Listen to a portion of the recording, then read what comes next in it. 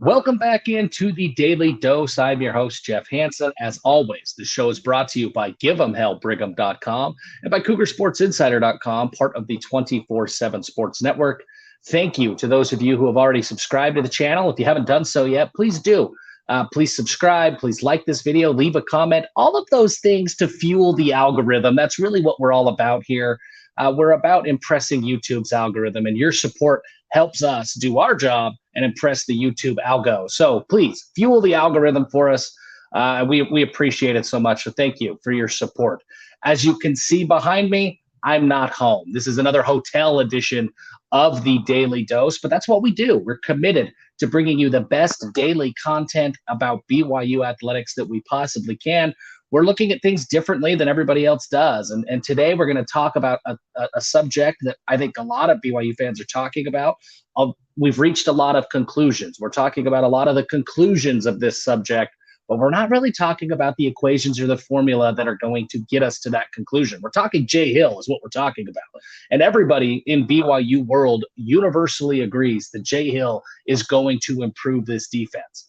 But what does that really mean? And what does improvement look like? This video isn't about picking scabs or looking back at 2022 and Ilaisa Tuiaki and Ed Lamb. This is about figuring out what those metrics are that are going to help us determine how successful or maybe how far along Jay Hill is on his defensive journey as BYU goes throughout this season. Because frankly, that's what it is, right? Jay Hill's not going to come in and immediately on day one flip the script and have a top 10 defense in the country. There's going to be a process. But we can look at some of the metrics that he had at Weber State, compare those with where BYU is at any given moment, and that'll kind of give us an idea of how far along BYU is in implementing what Jay Hill really wants to do. But before we do that, let's summarize what Jay Hill's defense looks like. If you only have one word to describe the defense, it's aggressive. It's aggressive with blitzes. It's aggressive in getting after the quarterback. It's aggressive in the secondary. You've got corners and safeties who are jumping routes, trying to make plays. This defense is very, very aggressive. We heard from Ed Lamb and from Ilaisa Tuiaki for the last several years that being aggressive leaves you susceptible to big plays. If you're not assignment sound, that aggressive defense can bite you in the butt really, really quickly. And they're not wrong. It can. Where Lamb and Tuiaki elected to downplay their aggression and be conservative in the name of not making mistakes, Jay Hill demands perfect execution. He wants to play aggressive no matter what, and he demands that his players are in the right spot. And if they're not making the right plays, if they're not making tackles, they simply will not play. He wants to have a defense that highlights the talent and the skill set of the players in that defense, not necessarily the game plan or the coaches. It's a very different mindset, but it does have some holes. If those BYU players this year aren't ready to execute or they don't understand their assignments, they're not doing their 1/11th on every play. Jay Hill's aggressive play calling could get ugly quickly. Right? Teams will find the holes, find the gaps, and find big plays. So it really comes down to execution. But let's talk about some of the metrics that we can look for to determine how well BYU is doing and where they're at as they implement Jay Hill's defensive scheme. Now, we're going to compare Weber State last year to BYU last year. And I get it, FCS versus FBS, but also Jay was dealing with FCS talent at Weber State, and now he will presumably have FBS talent. So I think this is a more apples-to-apples comparison than it seems on the surface, but we recognize that it's not a perfect science here. But let's just take a look at some things. And again, we're not picking off scabs from the old defense, but we're looking at where things were so that we can figure out how far BYU has to go in order to become what Jay Hill wants them to become. It starts with yards per play. Weber State averaged 4.5 yards per play allowed. That was 13th in FCS last year. BYU was on the exact opposite end of that spectrum. They averaged 5.85 yards per play allowed on every play. That was 94th in the country. So those are two defenses that on every given play are telling a very different tale. Jay Hill is limiting plays. He's trying to get guys behind the chains, and by and large, his defenses have been able to do that. If you think about that, what that almost 1.5 yard means per play, first and second down, I mean, it's the difference between having a 3rd and 4 or a 3rd and 1 for the opponent. It's a very, very big deal. And I think we see yards per play come into effect in our next metric, and that's third down conversions.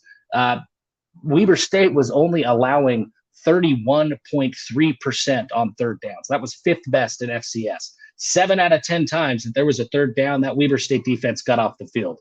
BYU, it was closer to a coin flip. 45.8% of the time, opponents were able to convert. That was 121st in all of FBS last year. BYU was pitiful on third down.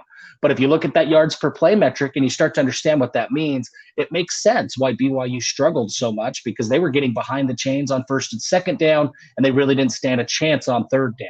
Weber State's the exact opposite. Now, let's look at some individual stats, not necessarily metrics, but it just kind of goes to show the difference in what you're able to do when you have teams playing behind the chains.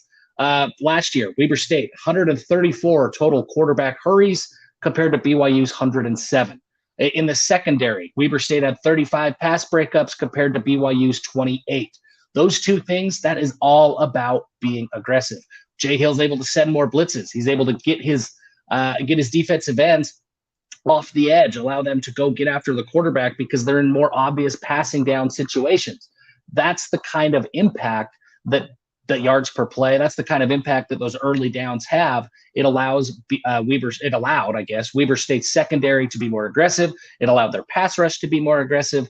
BYU had to sit back on their heels and let the offense dictate the pace of the game and what the play calling was. And it made it really, really difficult. How do you get there? You don't miss tackles, right? I mean, that's one of the biggest plagues that BYU had last year. They were one of the worst tackling teams in the country, and that's the difference, right? I mean, very frequently BYU was in the right spot at the right time, but they missed tackles and they give up an extra couple of yards.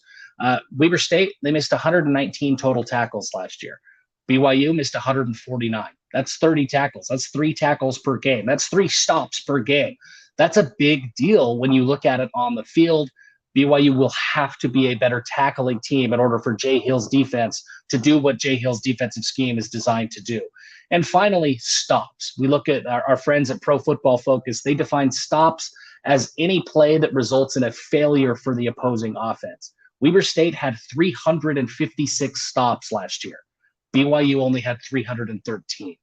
BYU was not forcing the action. BYU was getting played against. They were not dictating tempo, dictating tone. They were letting the offense do that, and they were trying to keep pace. But that extra 43 stops that Weber State had, that tells me that Weber State is trying to dictate the tone of the game. They are trying to create that havoc and blow things up for the offense and force the offense to adjust. It's an aggressive style of defense. It requires sound fundamentals. It requires a high level of execution.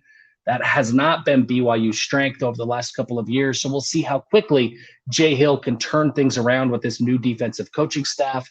From all reports we heard out of spring ball and from players so far this summer, there's a lot more demands in practice. These coaches are demanding very, very high levels of execution. And if players aren't reaching up to that, they're not seeing reps on the field. So stands to reason that things will get better, but these are the kinds of things we need to watch for, especially in the first 3 games of the season before BYU opens up Big 12 conference play.